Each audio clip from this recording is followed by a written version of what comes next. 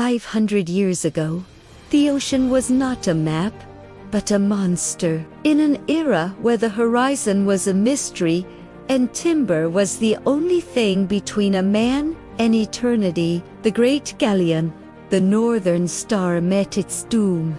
It was a storm that defied logic. The sky turned a bruised purple, and waves the size of cathedrals crashed upon the deck. Among the crew was Elias, a boy of 18, with salt in his veins and a heart full of unwritten stories. As the mainmast snapped like a dry twig, a wall of black water swept Elias into the churning abyss. He felt the crushing weight of the sea.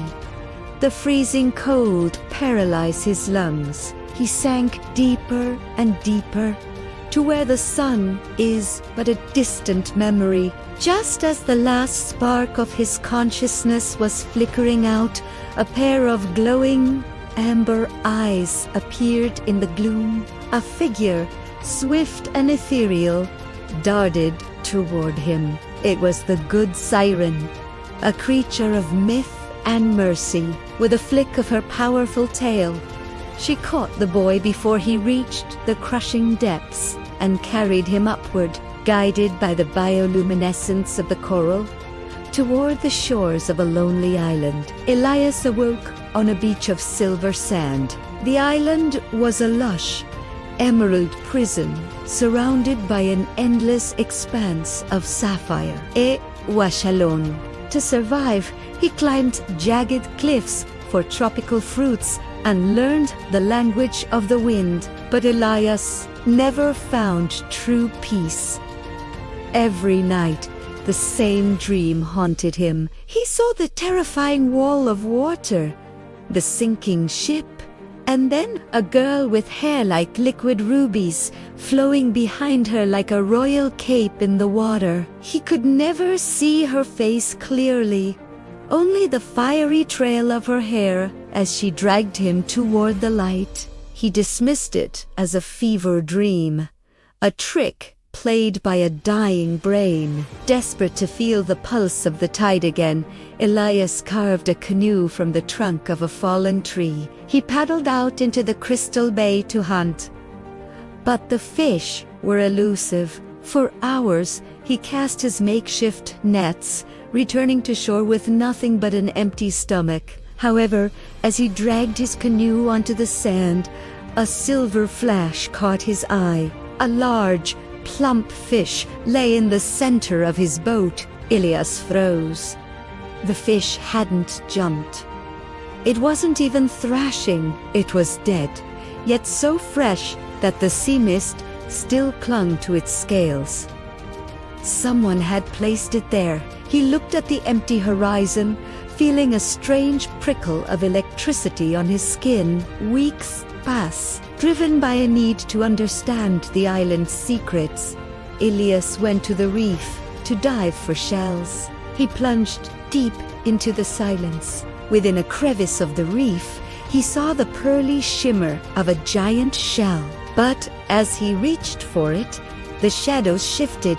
From the darkness emerged a monstrous octopus, a creature with eyes like dinner plates and tentacles lined with jagged suckers. Before Elias could draw his knife, a tentacle wrapped around his waist, pinning his arms. He struggled, his lungs burning for air, the world turning gray. Just as he began to drift into the final sleep, a crimson flash cut through the blue.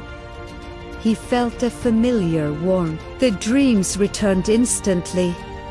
The red-haired girl and the sensation of being carried. When he regained consciousness on the sand, coughing up brine, he reached for his leather belt. Tucked into the buckle was something that made his heart stop. A lock of hair. It wasn't human hair. It was a deep, vibrant crimson, shimmering with an iridescent glow. He held it to his nose. It smelled of exotic samose and wild jasmine, as soft as the finest silk. Elias realized then, his dreams were not dreams. They were memories of a savior who lived beneath the waves.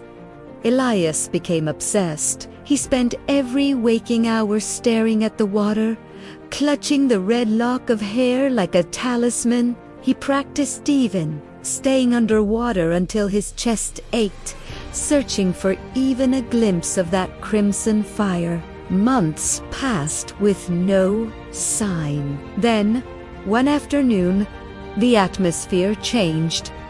The gulls stopped screaming. In the distance, where the shallow reef drops into the abyss, the water began to churn. It looked like a boiling cauldron. Elias saw it. The massive, jagged fin of a great white shark slicing through the waves. But it wasn't hunting fish. Elias grabbed his heavy sailor's knife and leaped into his canoe, paddling with a strength born of desperation. As he reached the churning water, he looked down. His heart shattered. There, tangled in a thick web of black sea vines, was the girl from his dreams. Her long, red hair was caught, anchoring her to the spot. She was fighting valiantly, using a sharpened piece of coral to fend off the shark's thunderous lunges. Elias did not hesitate. "Not today," he roared, diving headfirst into the fray. The shark was a wall of muscle and teeth, but Elias was a man possessed. As the beast turned for a killing blow on the siren, Elias intercepted it. He drove his long knife into the shark's flank once, twice, 3 times. The water turned a dark, murky red. Stunned by the sudden aggression of a land dweller, the wounded predator retreated into the darkness of the open sea. Elias turned to the girl. She was exhausted, her amber eyes wide with shock. With swift, precise strokes, he used his knife to cut through the iron-strong sea. He freed her arms, her tail a shimmering mosaic of gold and crimson scales. He took her in his arms and swam for the surface. They sat on the edge of a tide pool, where the water was shallow enough for her to breathe, but the land was close enough for him to speak. For the first time, they looked at each other in the light of the setting sun. Her name was Thalassa, she whispered in a voice. She had watched him since the day of the wreck. She had been his guardian, his silent provider, his secret love. Elias pulled out the lock of hair he had carried for months. Thalassa smiled. Soundless Silver Belzan took his hand. She reached into the water and pulled up a pearl the size of a bird's egg, placing it in his palm. "You saved me from the sky," she whispered, "and I saved you from the sea." Elias realized he no longer wanted to leave the island. The world of men with its wars, its ships, and its greed felt 1,000,000 miles away. Here, on the edge of 2 worlds, he found something more precious than gold. They say that for years after sailors passing that lonely island would see 2 figures on the cliffs at sunset, a man with a weathered face and a woman with hair like a forest fire.